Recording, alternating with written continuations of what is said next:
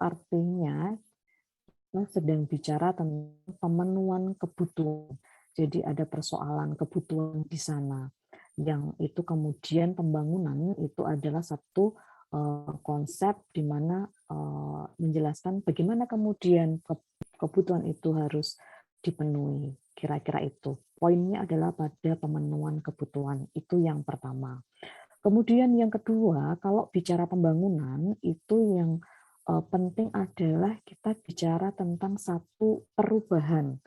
Jadi kalau bicara nanti program ya, bicara program mau bicara kebijakan, itu kita bicara tentang satu perubahan.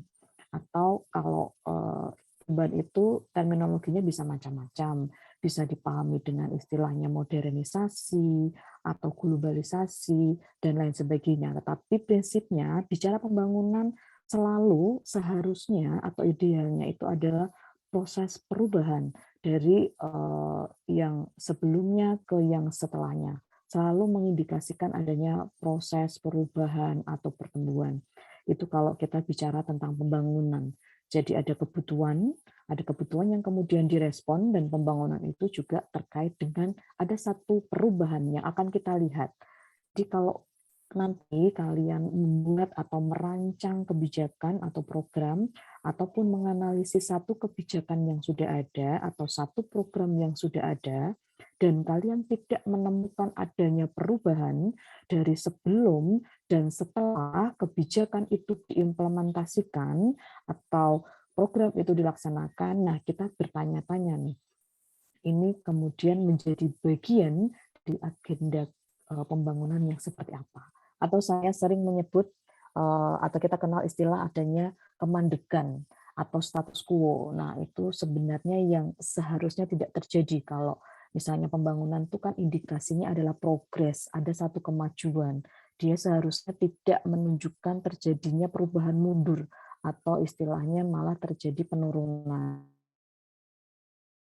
Arahnya adalah melihat bahwa yang namanya pembangunan proyeksinya adalah tumbuh itu berarti ada progres, berarti ada kemajuan. Nah, kalian bisa sambil refleksikan kalau misalnya membaca seperti ini, membaca bahwa secara filosofi pembangunan itu adalah tumbuh dan berubah.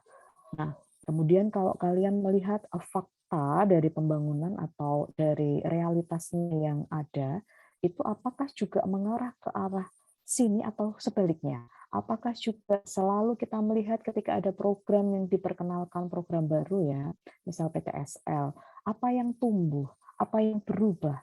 Nah, kira-kira seperti itu. Kita selalu melihatnya secara filosofi, pembangunan dilihat begitu.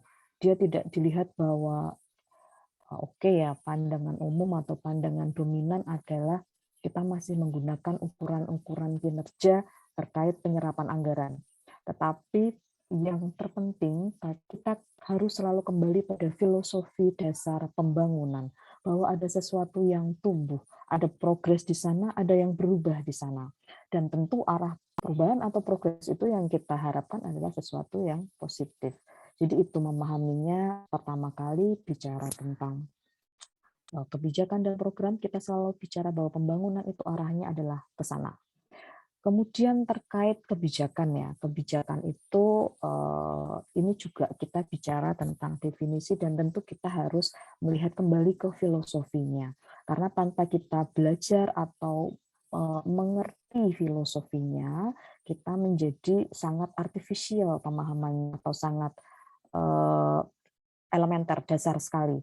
Ketika kita bicara kebijakannya, dari terminologinya saja bijak atau istilahnya itu adalah satu wisdom. Nah, bicara wisdom atau kebijakan itu kan tentu mengindikasikan adanya pengambilan keputusan di dalamnya.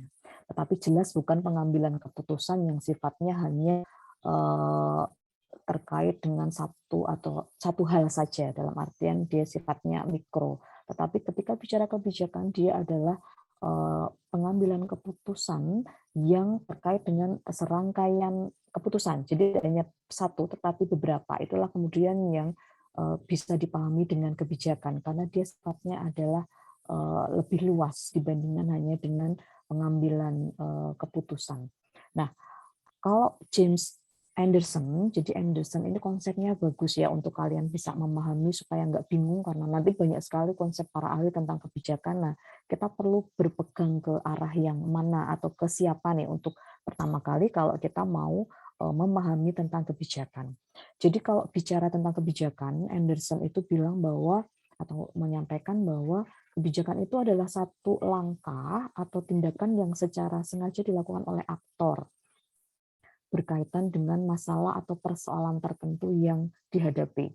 Nah, ini mengasumsikan bahwa kalau bicara kebijakan berarti ada satu tindakan, ya, tindakan atau langkah semacam itu. Jadi ada sesuatu yang akan dilakukan, kira-kira begitu kalau kita memahaminya secara sederhana. Ada sesuatu yang akan dilakukan. Dilakukan untuk apa?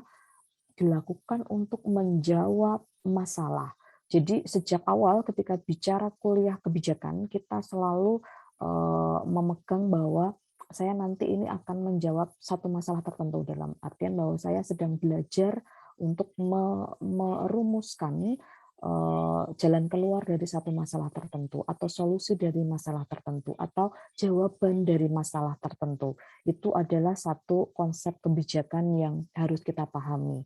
Nah, kemudian ada satu konsep lagi menurut Frederick ini ya, yang ini juga akan membantu kalian untuk memahami dengan lebih baik bahwa kalau bicara kebijakan itu kita arahnya kemana. Jadi kebijakan itu selalu punya arah ya, selalu punya sesuatu yang istilahnya sasaran lah, ya, sederhananya begitu. Dia sasarannya apa atau arahnya apa. Nah, ini yang kemudian kita harus melihat bahwa arah atau sasaran ini pastinya akan berbeda-beda tergantung bagaimana logika atau argumen yang dibangun oleh si pembuat kebijakan. Nah, ini nanti akan berbeda-beda. Oke, saya misalnya melakukan program tertentu, kenapa? Atau rasionalitas atau istilahnya argumen saya melakukan ini apa? Nah, kebijakan fokusnya pada itu, ada tindakan, kemudian dia akan mengarah pada tujuan. Nah, tujuan-tujuan inilah yang dirancang atau disiapkan oleh para aktor atau para pembuat kebijakan. Makanya kemarin di awal saya sempat menyebutkan bahwa kunci kita belajar kebijakan itu ada paling tidak pada 3. Jadi memahami produk atau istilahnya kalian tahu bagaimana merancang satu produk kebijakan atau satu rancangan kebijakan.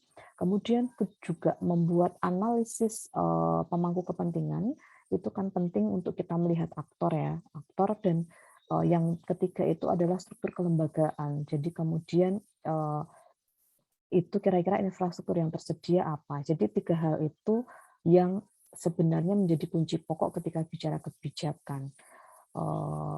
Barangnya dulu, si kebijakannya itu dulu apa, aktornya, artinya siapa yang menjadi pembuat kebijakannya, kemudian istilahnya kelembagaan. Nah, ini supporting lingkungan yang kemudian akan istilahnya menjadi penentu seberapa berhasil ketika kebijakan ini nanti akan dilaksanakan, atau yang namanya nama atau konsep yang biasanya dipahami dalam ilmu kebijakan adalah yang disebut dengan advokasi kebijakan.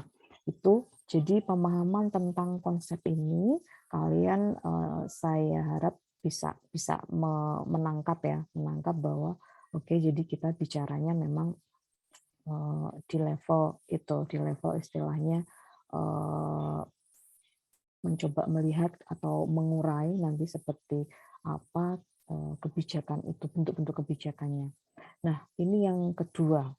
Jadi kalau mau bicara kebijakan itu kan kita untuk membedakan ya, atau istilahnya bisa mengidentifikasi lah. Ini nanti yang namanya kebijakan publik dan membedakannya dengan kebijakan yang dibuat oleh swasta. Nah, itu seperti apa sih sifat kebijakan publik? Sifat itu kira-kira ya seperti ciri khas atau karakteristiknya. Nah, ini ada istilahnya policy decision atau tuntutan kebijakan. Jadi ini kebijakan publik itu selalu ada unsur ini ya, unsur ada tuntutan-tuntutan yang dibuat oleh aktor, baik itu swasta atau pemerintah yang ditujukan kepada pejabat pemerintah atau sistem politik. Jadi ada pertama policy decision, yang kedua yaitu policy demand. Policy demand ini adalah keputusan yang dibuat oleh pejabat pemerintahnya itu seperti apa. Nah, itu selanjutnya adalah policy statement. Policy statement itu ya pernyataan resmi misalnya tentang apa terkait dengan kebijakan yang paling simpel ya, kemarin ada pencabutan subsidi untuk minyak seperti itu, minyak goreng maksudnya. Nah, kemudian itu diserahkan ke pasar untuk harganya dan sebagainya. Nah, pernyataan-pernyataan resmi itu yang disampaikan ke publik itu bisa disebut atau bisa menjadi satu contoh dari policy statement. Lalu juga ada policy output. Policy output ini adalah hasil kebijakan. Nah, hasil ini nanti kalian harus hati-hati karena yang namanya hasil itu berbeda dengan dampak ya. Dampak dengan hasil kebijakan itu berbeda. Kalau hasil atau output itu ya apa yang dilakukan oleh pemerintah itu. Jadi ketika misalnya ada kemarin di awal ada penetapan harga tertinggi untuk minyak misalnya seperti itu, kemudian yang dilakukan pemerintah apa? Misalnya dia melakukan monitoring ke tempat-tempat, ke pasar-pasar dan sebagainya. Itu adalah apa yang dia lakukan, yang dilakukan oleh pemerintah. Nah, kalau bicara policy output seperti itu, apa yang dia lakukan.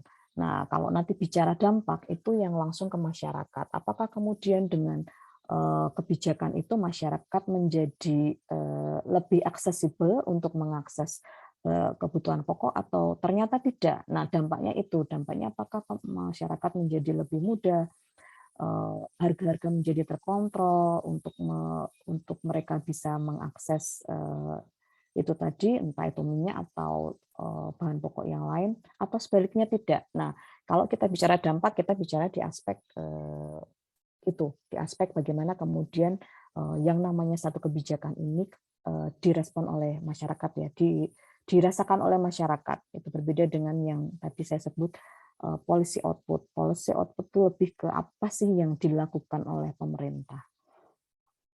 Selanjutnya ini, nah kalau bicara kebijakan itu kan kita harus melihat atau istilahnya memahami konsep publiknya ini ya. Publik dan ini berbeda dengan private, istilahnya yang urusan kebijakan-kebijakan yang kaitannya ini kan dengan publik. Nah, kalau yang dipahami tadi kan dari konsep kebijakannya, nah sekarang adalah konsep public policy atau kebijakan publik.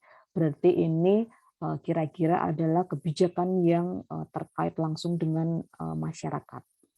Nah, public policy itu kalau menurut Thomas itu didefinisikan sebagai istilahnya apa yang dilakukan oleh pemerintah ataupun yang tidak dilakukan pemerintah.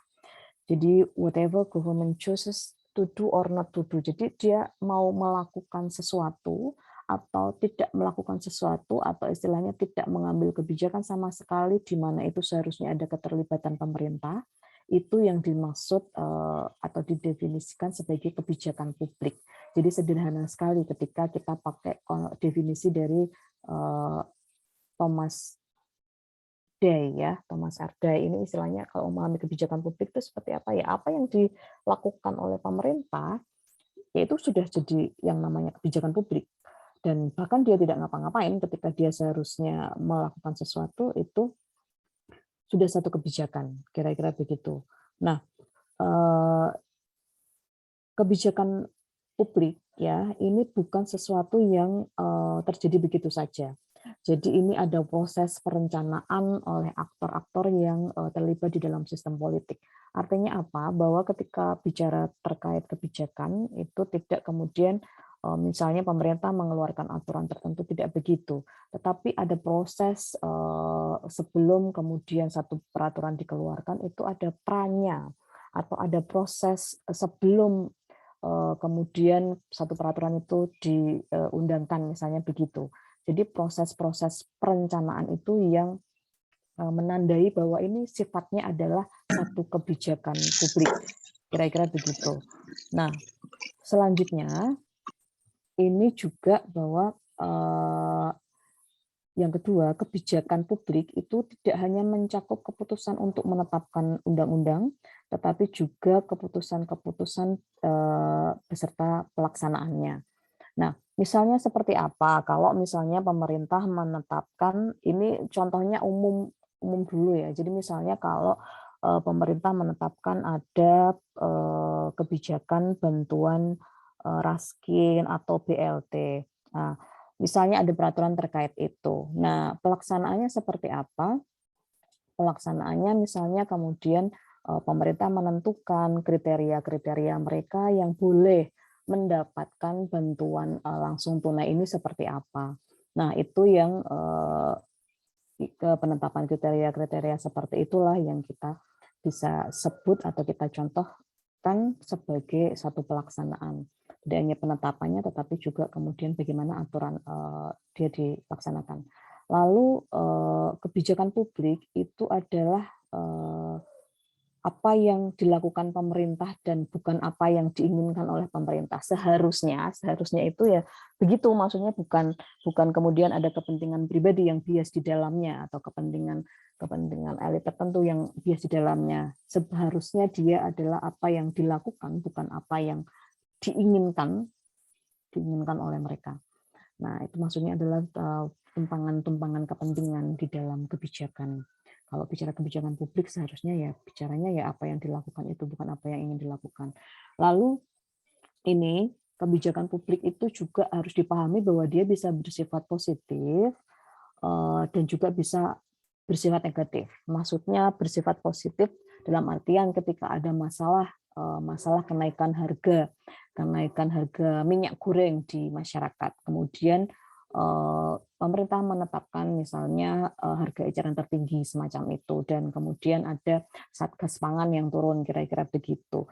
Nah, itu bisa kita sebut sebagai satu kebijakan yang sifatnya itu positif karena dia merespon memang masalah yang sedang dihadapi masyarakat.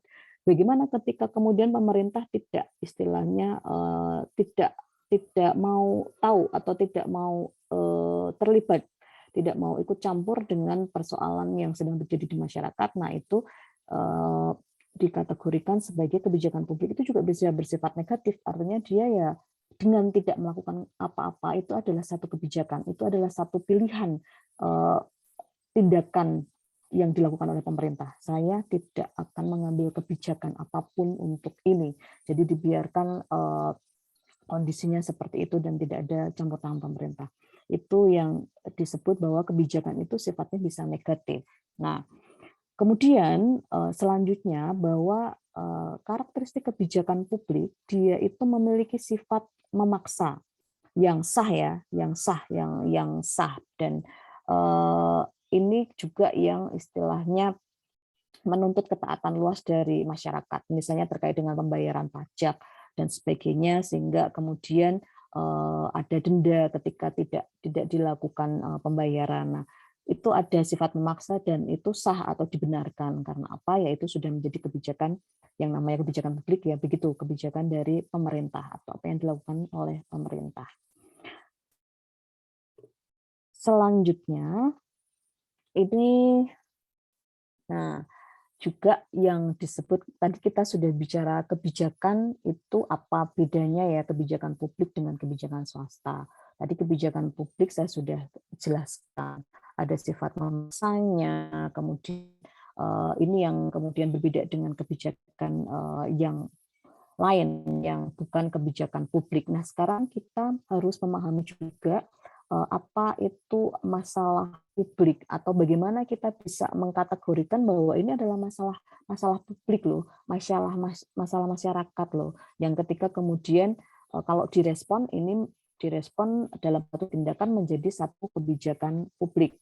Nah, masalah publik secara umum dulu ya, kalau kita bicara masalah itu berarti satu kondisi atau situasi yang menimbulkan kebutuhan atau ketidakpuasan pada sebagian orang yang menginginkan perbaikan. Nah, kalian ini bisa refleksi sendiri. Jadi kalau masalah, ini kan sifatnya begitu ya, menimbulkan tidak kepuasan pada sebagian orang. Misalnya ada eh, kenaikan harga BBM misalnya begitu. Nah, ya kalau misalnya bukan kenaikan harga BBM, tapi misalnya karena harga harga premium naik, kemudian ada beberapa orang yang tidak bisa membelinya, dalam artian kemudian ini menjadi mempengaruhi mempengaruhi pengeluarannya sehingga bertambah banyak. Nah, dalam kondisi seperti itu kalau misalnya itu hanya terjadi atau istilahnya ya sudah itu kemudian hanya menjadi masalah saya tidak bisa membeli premium atau membeli Pertalite, tetapi ketika kemudian ada masyarakat yang melakukan demonstrasi karena adanya kenaikan harga BBM. Kenapa?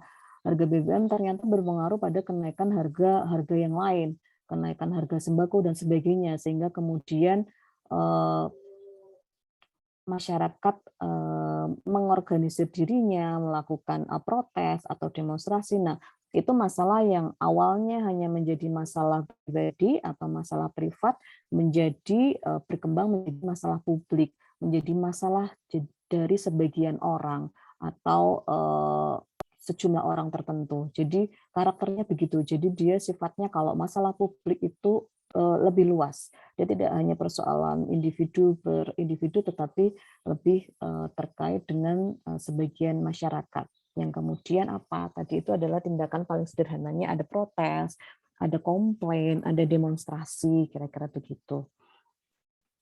Ini ya, ada upaya-upaya untuk mengatasi masalah itu. Bagaimana kemudian kita bisa menunjukkan bahwa ini tuh mengganggu kestabilan masyarakat, kestabilan pendapatan mereka atau seperti apa.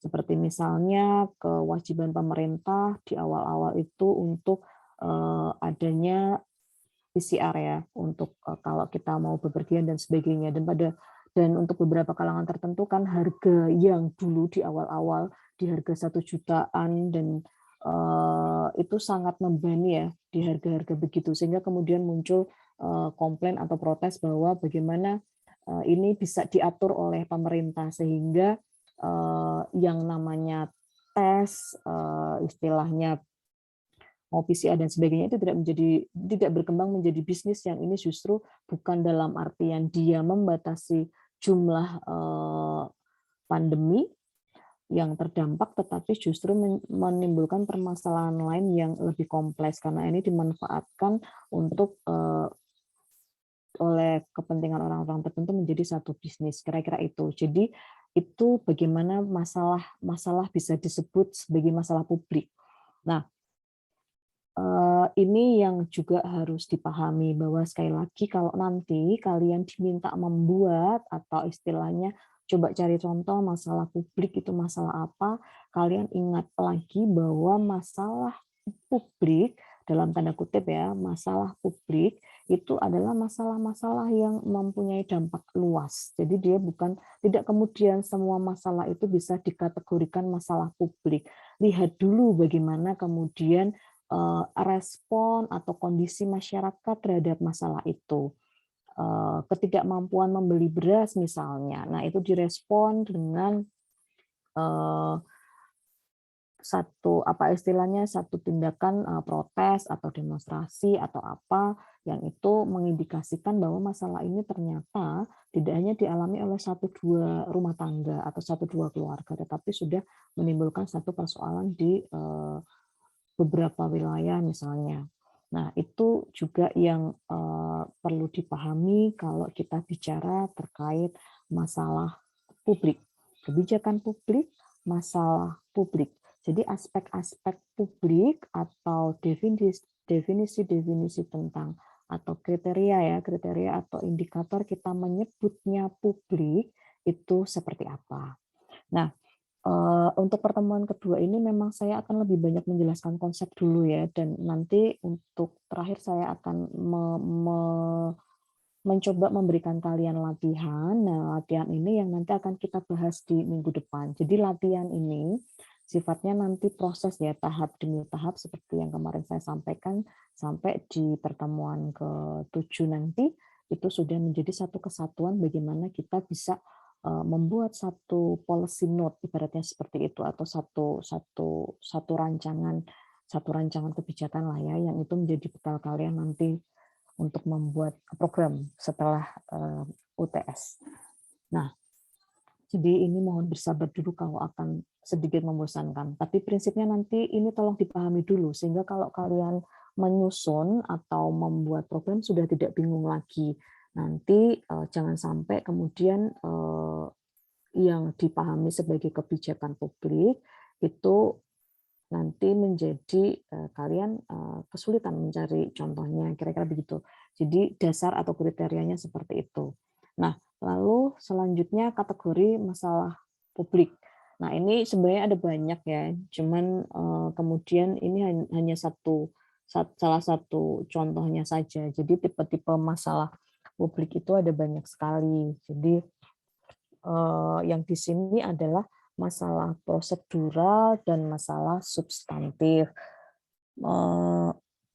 Jadi nanti kalau misalnya ketemu, oke, ini masalah apa, masalah tipenya, masalah seperti apa, masalah publik. Kalau yang pertama prosedur, kalian sudah tentu sudah bisa memahami ini. Kalau bicara prosedur, berarti teknisnya kan, teknis bagaimana kemudian pemerintah. Di sini disebutkan bagaimana pemerintah diorganisasikan dan bagaimana pemerintah melakukan tugas-tugasnya. Jadi ini adalah tahapannya lah ya, tahapan bahwa pemerintah misalnya berkoordinasi dengan siapa, melibatkan siapa, kemudian bagaimana kemudian mendelivery program. Itu masalah prosedurnya. Nah, masalah substantif ini kaitannya dengan akibat-akibat nyata. Akibat-akibat nyata dari misalnya di sini contohnya adalah kebebasan berbicara atau kebebasan berpendapat. Itu juga bisa menjadi masalah publik, kira-kira begitu. Nah, tipe yang lain itu sebenarnya ada banyak ya, ada misalnya masalah yang terstruktur atau tidak terstruktur. Nah, itu untuk melihat bagaimana kemudian kalau definisi masalah terstruktur itu seperti apa, alternatif kebijakan yang bisa dilakukan. Misal ya, kalau masalah terstruktur,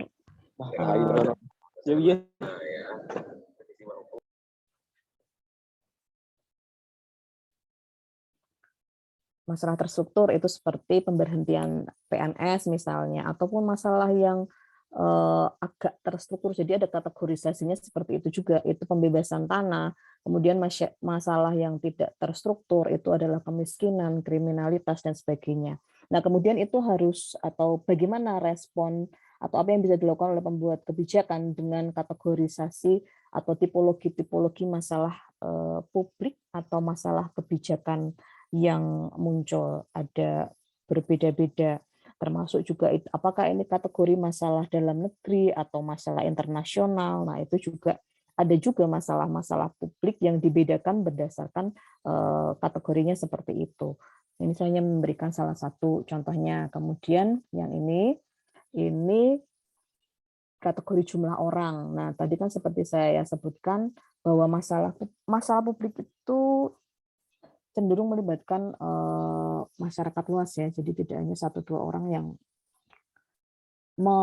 mengalaminya. Nah, ini masalah itu dibedakan menjadi 3 ya, masalah distributif, masalah regulatif, dan masalah redistributif. Nah, masalah distributif itu mencakup sejumlah kecil orang yang dapat ditanggulangi satu persatu. Ini misalnya adalah masalah banjir, dan misalnya masalah kerusakan lingkungan atau banjir dan sebagainya. Nah, itu adalah termasuk kategori masalah distributif. Kemudian masalah regulatif itu mendorong timbulnya tuntutan-tuntutan yang diajukan dalam rangka membatasi tindakan pihak lain. Lalu adalah masalah redistributif, adalah masalah yang di sini artinya menghendaki perubahan sumber-sumber antara kelompok-kelompok atau kelas-kelas dalam masyarakat yang biasanya berangkat dari konflik. Nah, ini kategorisasinya yang nanti bisa kalian dalami sendiri. Saya akan sampai ke bagian ini. Tipe-tipe masalah.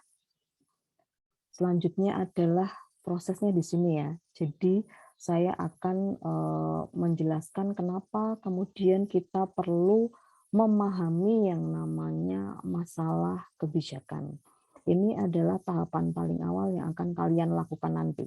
Jadi kalau kita bicara analisis kebijakan, itu prosesnya adalah 1 sampai dengan 6. Dari mulai mendefinisikan masalah kebijakan, nanti kemudian dilanjutkan mengumpulkan bukti tentang masalah. Jadi kita itu kalau mau meyakinkan bahwa ini tuh jadi masalah publik loh, itu perlu data. Jadi tidak hanya sekedar opini atau klaim, itu perlu basis data. Nah, nanti kalian juga akan mencari atau mengumpulkan data-data untuk bisa membuat argumen kalau masalah yang kalian pilih itu adalah masalah publik. Yang ketiga, itu mengkaji penyebab masalah. Jadi, masalah itu muncul karena apa? Nah, kalian ini harus membuat penjelasan yang logis ya, berdasarkan bukti-bukti yang sudah kalian kumpulkan. Nah, kemudian ini yang saya sebut tadi bahwa kita coba cari, mungkin sudah ada kebijakan yang dilakukan atau dikeluarkan pemerintah untuk merespon masalah tersebut, misal alih fungsi lahan dan sebagainya, mungkin sudah ada. Tetapi kenapa kok masalah ini masih muncul? Nah, ini di porsi evaluasi kebijakan itu ada di sini. Berarti kebijakan yang sudah dikeluarkan oleh pemerintah ini dia baru menjawab masalah ini sampai sejauh mana, dalam artian di aspek apanya dia baru bisa terjawab, tetapi kemudian di aspek yang mana yang ternyata kebijakan ini belum memadai. Jadi porsi atau istilahnya posisi evaluasi ada di situ. Nah, setelah bisa mengevaluasi, kalian nanti kemudian membuat pilihan-pilihan atau usulan-usulan. Jadi ada kalau namanya pilihan-pilihan, kalau namanya alternatif pasti dia tidak hanya satu.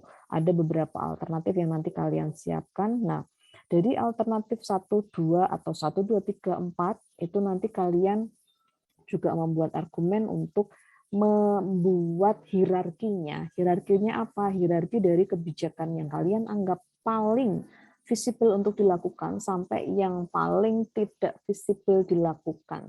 Dengan alasan apa atau argumen apa? Argumen atau alasannya bisa banyak, dari supporting pendanaan bisa, dari infrastruktur kelembagaan bisa, dari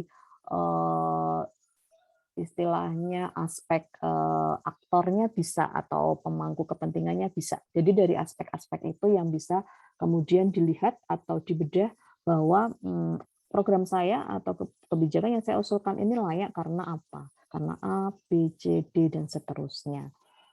Nah, selanjutnya ini kita masuk ke masalah pertanahan sebenarnya ya. Ini bukan kebijakan, ya masalah kebijakan pertanahan lah, masalah yang nanti kemudian direspon dengan kebijakan pertanahan, masalah pertanahan yang kemudian direspon dengan kebijakan pertanahan. Ini sesuai dengan capaian pertemuan kedua ya, capaian pertemuan kedua itu kita akan belajar tentang akar permasalahan pertanahan dan isu-isu pembangunan pertanahan. Nah,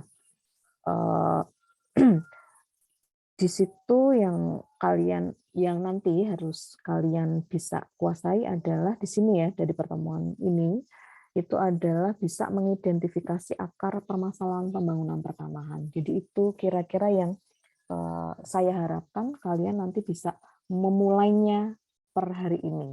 Jadi ini kan kalian posisi sedang pemberdayaan. Jadi nanti dimanapun kalian sedang bertugas ya, di kantor pertanahan atau di kanwil atau dimanapun, kalian nanti mulai mencari atau mengidentifikasi satu saja permasalahan pertanahan yang ini nanti akan kalian pakai untuk perkuliahan ini. Jadi dari mulai hari ini sampai kita sebelum UTS nanti kalian akan bekerja atau istilahnya fokus pada satu isu itu. Dari mulai dari mulai yang ini tadi saya sebutkan, dari mulai mendefinisikan masalah, lalu mencari bukti tentang masalah, dan seterusnya sampai ke 6, sampai merumuskan kira-kira solusi atau usulan programnya apa. Jadi per hari ini kalian nanti coba mulai pelajari. Jadi ini saya harapkan tidak menjadi tugas yang membebani kalian, tetapi sudah satu bagian ya supaya pemberdayaan kalian bermanfaat juga di perkuliahan. Maksudnya supaya ya sekali bekerja ya. Nah, kalian silakan nanti mulai coba lihat di kantor kalian masing-masing. Ini nanti sifatnya individual ya. Itu apa kira-kira masalah pertanahan yang menurut kalian menarik, menarik ya, atau strategis yang kalian juga membayangkan ini nanti saya bisa membuat rekomendasi usulan seperti ini nih. Nah, itu mulai kalian rancang atau istilahnya siapkan dari hari ini. Jadi nanti silakan sambil kalian pemberdayaan ditugaskan apa di kantor, kalian sambil memilih atau mencari satu masalah pertanahan yang akan kalian bahas.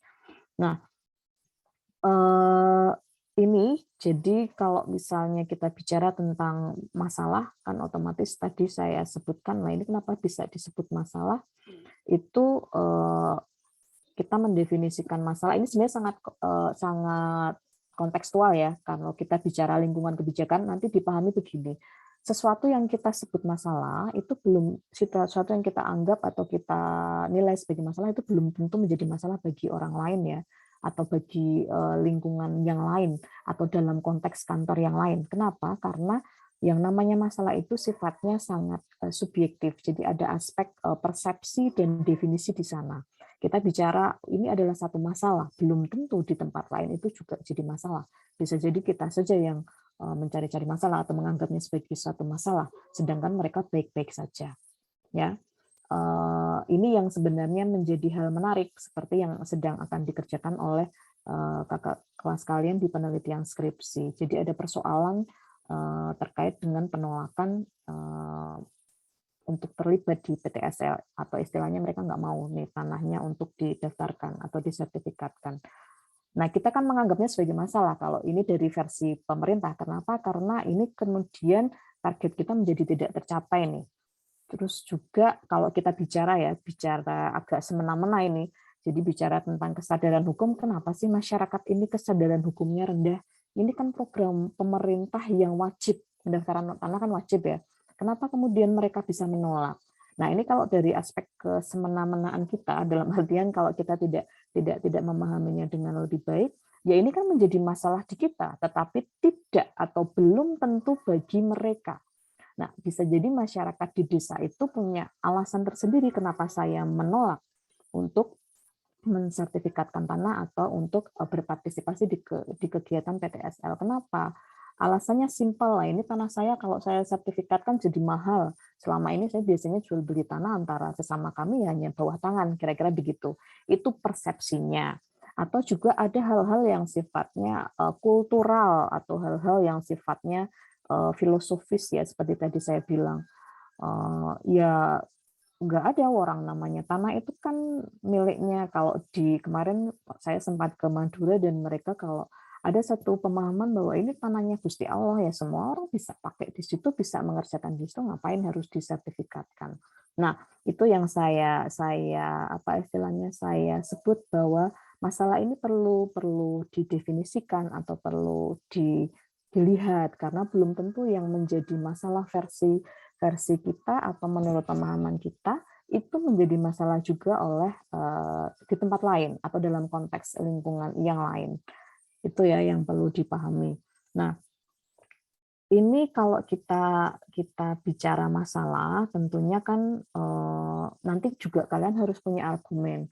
Pertama, itu kalau bicara masalah nggak hanya sekedar memilih masalah ya. Saya menyarankan bahwa ini misalnya memang menjadi salah satu masalah yang aktual atau sekarang sedang banyak diperbincangkan atau masalah yang strategis lah kira-kira begitu.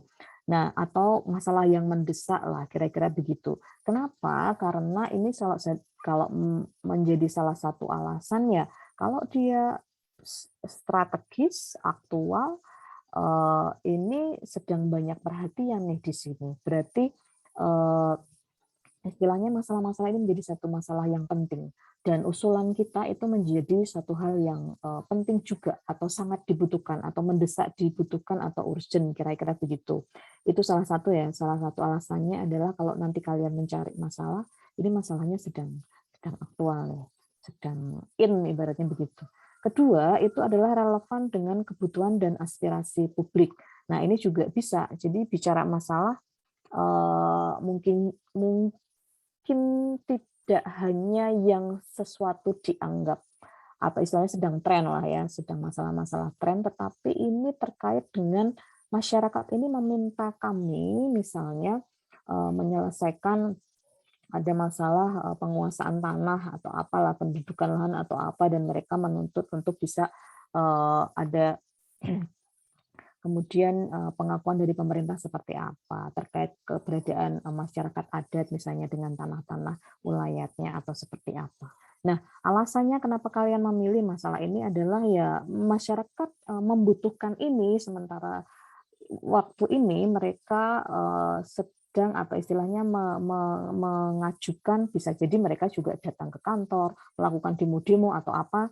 Nah, ini kan menarik juga untuk kalian anggap bahwa oh ini masalah yang bisa saya angkat nih untuk coba saya bahas dan saya urai di kelas ini. Jadi begitu. Jadi melihat masalah kebijakan itu seperti itu. Bisa banyak hal lah alasan kalian untuk memilih atau menempatkan itu sebagai masalah. Nah, nanti kalian bisa nanti saya kalau kalian mau download sendiri juga nggak apa-apa. Nanti saya akan share di Google Classroom. Ada apa namanya ada masalah pertanahan apa saja sih ya yang istilahnya menjadi problem problem penting di ATR BPN. Nah, ini nanti kalian bisa cek di Permen ATR 7 2020 yang untuk 2020 sampai 2024 ya. Nah, itu kalian bisa coba lihat di sana. Masalah-masalah itu muncul dari sebenarnya aspek ini kan kalau saya merujuk ke sana itu bahwa ada tata kelola pertanahan ideal yang sedang diupayakan. Diupayakan apa saja? Ini dari 1 sampai 8. Kira-kira yang ingin dicapai oleh Kementerian ATR itu dari mulai penyediaan akses tanah secara mudah dan transparan, kemudian ada ini ya mengamankan investasi, ini ada kaitannya dengan yang kemudahan berinvestasi ya, itu kan salah satu aspek pertanahan menjadi penting di sana. Level Indonesia itu peringkat Indonesia di negara-negara dengan kemudahan investasi itu ada di rank berapa dan itu yang menjadi pertimbangan penting kenapa kemudian perlu ada penataan atau perbaikan tata kelola pertanahan. Kemudian juga ada persoalan ini land grabbing, ada semacam itu, kemudian ada perlindungan warisan budaya dan penggunaan SDA dan sebagainya. Nanti kalian bisa baca detailnya di permen itu tadi. Nah, kemudian ini yang saya sebutkan tadi, ada identifikasi permasalahan dulu sebelum nanti lahir yang namanya program. Program itu nanti kita bahas di pertemuan entah 2 atau 3 kali lagi baru kemudian kita lihat program. Nah, ini awalnya sebelum kita membaca atau menemukan ada program-program strategis ATR BPN, nah seperti tadi saya bilang, yang namanya kebijakan itu, kebijakan publik itu selalu merespon masalah kan, ada masalah publik dulu yang dia respon. Nah ini adalah identifikasi masalah-masalah yang tadi saya sebutkan bahwa ini kemudian akan direspon dengan kebijakan macam apa. Nah, dari ini permasalahan-permasalahan ini tentu nanti kalian juga akan belajar tentang hierarki bagaimana dari RPJMN, kemudian RPJMD dan sebagainya. Kita akan mencoba melihat bahwa ini juga tidak parsial lahir begitu saja dalam artian Kementerian ATR BPN ini kan menjadi salah satu kementerian yang kemudian juga ada keterkaitan dengan program-program di kementerian lain juga karena ini menjadi satu bagian dari RPJM nasional juga. Jadi relasi-relasi antara kebutuhan-kebutuhan di tingkat nasional, kemudian kebutuhan-kebutuhan di tingkat bidang-bidang tertentu seperti ketika agraria dan pertanahan yang kemudian merespon adalah ATR BPN. Kalau kita bicara pertanian, yang merespon adalah Kementerian Pertanian. Mereka juga punya identifikasi permasalahan yang serupa. Mungkin di masalah kesehatan, Kementerian Kesehatan yang akan mengidentifikasi masalah-masalah apa yang akan kemudian mereka address dengan kebijakan publiknya, dan juga kementerian lain. Jadi memang ada keterkaitan antara satu lembaga dengan lembaga yang lain. Nah, ini adalah identifikasi umum yang ada di ATR BPN. Kalau kalian mau tahu istilahnya, contohnya seperti apa sih yang namanya masalah publik. Nah, ini adalah beberapa contohnya ya, nanti kalian bisa baca. Ini tadi saya nggak terlalu jelas, karena hanya saya screenshot, nanti kalian baca sendiri. Jadi misalnya ada lemahnya jaminan kepastian hukum hak masyarakat atas tanah, rendahnya cakupan peta dasar pertanahan, itu yang menjadi salah satu masalah yang ditengarai. Kemudian ini nanti akan diturunkan programnya apa yang tepat. Kemudian yang kedua itu rendahnya cakupan bidang tanah bersertifikat. Nah, itu misalnya seperti itu. Yang kedua, lalu ada juga rendahnya kepastian batas kawasan hutan dan non-hutan dalam skala kadastral. Lalu juga ada belum adanya bahan sosialisasi peraturan perundangan. Nah, itu yang mereka identifikasi menjadi masalah-masalah yang kemudian direspon dengan program kerja. Nah, ini ya, jadi bicara mau ini ada masalah 1-13, misalnya contohnya ada identifikasi masalah 1-13. Nah, itu adalah satu apa ya istilahnya, bisa muncul di daftar 1-13 ini adalah satu proses yang tidak mudah loh ya, dalam artian bahwa yang namanya mau disebut masalah publik saja, yang kemudian itu masuk di agenda prioritas pemerintah, itu perlu proses, perlu istilahnya ada dorongan politik dan sebagainya. Jadi di sini yang perlu dipahami bahwa tidak semua masalah itu mendapat tanggapan yang memadai oleh para pembuat kebijakan. Jadi nggak semua masalah itu kemudian direspon oleh pemerintah dengan membuat kebijakan tertentu. Kalian bisa coba mulai melihat apa sih sebenarnya masalah-masalah publik atau masalah-masalah sosial yang sampai sekarang itu kok rasanya tidak ada perubahan. Nah, kenapa? Karena ini adalah salah satu politik juga ya, politisasi bahwa hanya masalah tertentu yang dianggap sebagai masalah publik. Nah, suatu masalah itu bisa masuk ke agenda pemerintah atau tidak, itu tergantung pada dukungan pihak-pihak yang berkepentingan terhadap masalah tersebut. Jadi jangan dikira bahwa kemudian seideal bahwa ini adalah masyarakat yang ini adalah masalah yang terkait dengan kesejahteraan masyarakat banyak, terkait dengan hal layak. Kemudian itu menjadi prioritas nomor 1, tidak begitu. Ada banyak argumen-argumen atau istilahnya kenapa kemudian ini menjadi satu agenda prioritas, itu ada banyak sekali alasannya. Jadi tidak sekedar bahwa ini untuk masyarakat banyak sedang dibutuhkan, itu kemudian direspon tidak begitu. Nah, jika suatu masalah publik mendapat dukungan yang luas di masyarakat dan kelompok yang berkepentingan terhadap masalah tersebut, nah maka besar kemungkinan masalah tersebut akan masuk ke agenda pemerintah. Jadi seperti itu, kira-kira kalau kemudian ada, ini sudah terlalu banyak komplain dari masyarakat, banyak protes, banyak demonstrasi yang bahkan kemudian menjadi cenderung anarki. Nah, hal-hal begini kemudian yang oke lah, ketika sudah kondisinya begini, mau tidak mau, kemudian mulai dipikirkan, mulai diagendakan, mulai dirancang apa solusi yang tepat. Nah, kira-kira begitu. Jadi tidak semudah bahwa seideal bahwa kemudian ini ada masalah bisa direspon langsung dan menjadi agenda prioritas, tidak begitu.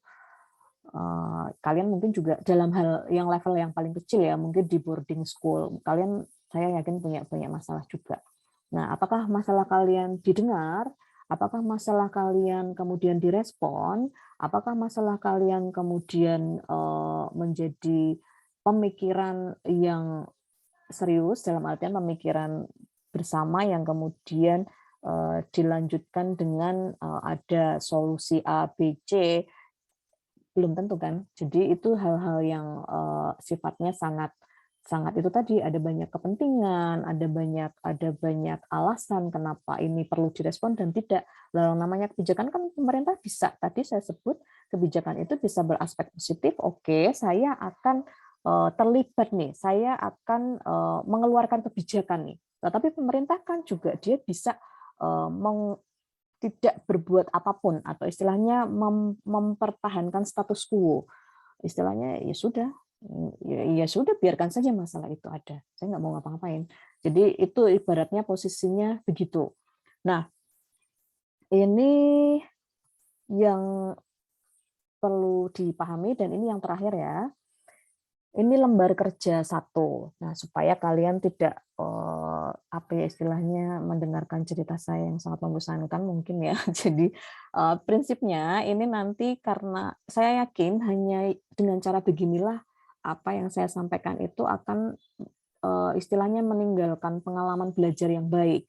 Artinya kalau kalian nggak mengerjakan ini, nanti kalian nggak dapat pengalaman belajar apapun. Karena yang namanya teori konsep, sekarang semua sumber mudah sekali. Kalian tinggal googling sudah keluar. Benar nggak sih yang dibilang ibunya ini? Benar nggak sih?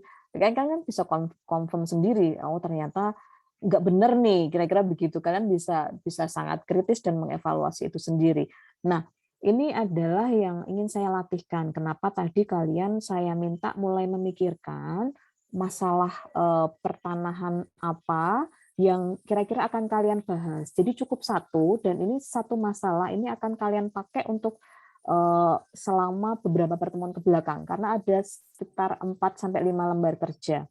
Kalian nggak perlu khawatir ini akan harus dikumpulkan minggu depan atau tidak. Enggak, saya hanya ingin menunjukkan ini dulu dan lembar kerja 1 sampai 4 itu nanti akan kalian paling tidak kalian bisa revisi ini terus, kalian bisa kumpulkan pas UTS. Jadi tidak ada UTS ya untuk di kelas ini, kalian hanya mengerjakan ini. Jadi misal yang pertama, ini pertama kan kalian adalah mendefinisikan masalah pertanahan. Jadi nanti substansi masalah yang akan dianalisis apa. Ini kalian coba lihat dulu lah, pilih-pilih dulu lah. Dan kemudian ini saya minta ada lokasi spesifiknya ya. Kalau yang namanya belajar membuat program, belajar mendefinisikan atau merancang program, itu akan lebih bagus kalau kita punya argumen terkait dengan lokasinya. Nah, lokasinya itu tidak perlu terlalu luas, jadi cukup di desa tertentu atau kecamatan tertentu silakan yang kalian temukan di kantor. Jadi kalian nggak perlu ngarang atau berimajinasi boleh, tapi istilahnya real yang ada di kantor boleh kalian pakai di sini supaya kegiatan kalian pemberdayaan ini juga bisa relevan dengan mata kuliah ini. Nah, kemudian kalau ini ya yang ketiga, nomor 3 ini nanti akan saya upload di Google Classroom untuk formnya. Nah, yang ketiga ini adalah kalau misalnya ini loh masalah yang sudah kalian pilih ini tidak kemudian direspon atau diambil kebijakan tertentu, apa yang akan terjadi? Kira-kira begitu yang ketiga ini. Jadi apa yang akan terjadi kalau masalah ini dibiarkan begitu saja atau istilahnya pemerintah atau pembuat kebijakan itu memilih jalan tadi pendekatan yang negatif dalam artian dia hanya menjaga status quo, tidak ingin terlibat. Nah, itu kira-kira apa yang akan terjadi? Coba deh bayangkan kalau ini tidak harus real ya, kalian bisa mulai berimajinasi tapi yang logis bahwa oke kalau misalnya PTSL tidak bisa dilaksanakan di kedua desa ini atau di satu desa ini, kemudian apa yang akan terjadi? Nah, yang akan terjadi ini tentu saya ingin kalian mencoba membuat hierarki dampak juga. Jadi tidak hanya pada satu hal, tetapi dia akan berdampak di hal yang lain dan hal yang lain. Mencoba untuk berpikir lebih komprehensif. Itu yang ketiga. Lalu yang keempat, nah ini istilahnya semacam judul atau istilahnya kalimat lah ya, kalimat terkait dengan lalu masalah pertanahannya itu apa realnya dan di desa mana. Contohnya ya ini, jadi ini misalnya nomor 1 nih, pendapatan rendah penduduk desa Mandalawangi. Apakah ini masalah pertanahan? Bisa. Nah, kalian bayangkan kan dengan pendapatan rendah ini juga menjadi satu masalah yang kemudian nanti kalau pendapatan rendah ini misalnya ya dampaknya apa kalau ini tidak direspon.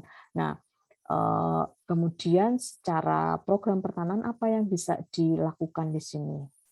Nah, mungkin program pensertifikatan, program pemberdayaan atau apa, akses reform atau apa. Nah, kalian kan bisa usulkan itu nanti. Ini contohnya. Kemudian ini yang kedua adalah partisipasi rendah masyarakat. Nah, ini adalah contoh ya. Ini juga yang tadi saya sebutkan, mereka tidak mau berpartisipasi, ini menjadi satu masalah. Nah, kalau ini tidak diatasi, apa yang akan terjadi? Prinsipnya, kalau membuat masalah itu harus terukur ya. Jadi harus terukur. Ada di sini kan saya bilang pendapatan rendah, partisipasi rendah. Jadi usahakan kalau bicara tentang masalah itu yang terukur. Terukur dalam artian kita bisa melihat, oke, ini ada problem di sini kan.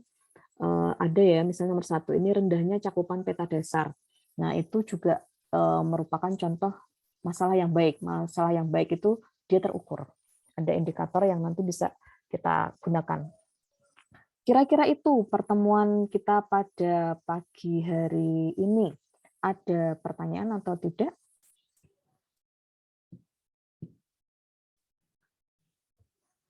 Nggak ada ya. Ini kalian sudah puasa atau belum? Kalau yang sudah, saya ucapkan selamat puasa, menjalankan ibadah puasa maksudnya. Semoga lancar. Nah, kalau nggak ada pertanyaan, ini saya asumsikan nggak ada ya. Kalau tidak ada pertanyaan, saya akan mengakhiri kuliah ini. Nggak ada? Oke.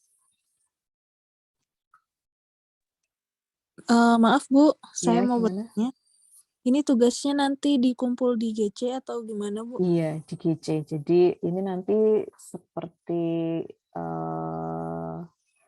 yang kalau saya itu langsung di GC. Nanti detail instruksi dan sebagainya akan saya kirimkan di Google Classroom. Ya, jadi termasuk batasnya kapan, apakah minggu depan atau minggu depannya lagi nanti saya sampaikan di Google Classroom. Tapi prinsipnya ini nanti ada lembar kerja yang harus kalian coba isi dengan melihat apa yang kalian temukan di kantor. Jadi ini nanti sifatnya juga individual ya, masing-masing. Ini bukan tugas kelompok, tugas individual. Silakan kalian seperti apa yang kalian temukan di kantor, nanti bisa kalian pilih dan pastikan apa ya, karena ini nanti berkelanjutannya. Jadi ini nanti ada datanya, data untuk support masalah ini. Nah, nanti kalian pastikan bahwa oke, ini masalah yang saya cukup kuasai atau saya cukup tertarik sehingga nanti ini tidak berubah dari hari ini sampai terakhir, dari lembar kerja 1 sampai lembar kerja 4. Kira-kira itu. Begitu Ainon. Ada lagi? Makasih Bu. Ya. Kalau nggak ada saya akhiri ya. Terima kasih untuk partisipasinya pada perkuliahan pagi hari ini. Nanti materi dan instruksi termasuk PPT akan saya sampaikan di Google Classroom. Prinsipnya itu, jadi kita masih bekerjanya step by step dengan membuat lembar kerja ini. Kira-kira begitu. Nanti kalau misalnya kemarin seperti usulan akan ada simulasi atau sebagainya, kita lihat setelah mengerjakan sampai saya kira 1, 2, 3 lembar kerja kita baru memungkinkan kalau mau membuat presentasi atau simulasi. Nanti kita lihat seperti apa yang cukup efektif. Kira-kira itu. Terima kasih atas partisipasinya. Jangan lupa mengisi presensi ya untuk kehadiran kalian. Kalau ada salah-salah kata, saya mohon maaf. Selamat menunaikan ibadah puasa bagi yang menjalankan dan selamat melanjutkan perkuliahan yang lain. Terima kasih. Selamat pagi. Selamat pagi, Selamat pagi Bu. Bu. Terima kasih Bu.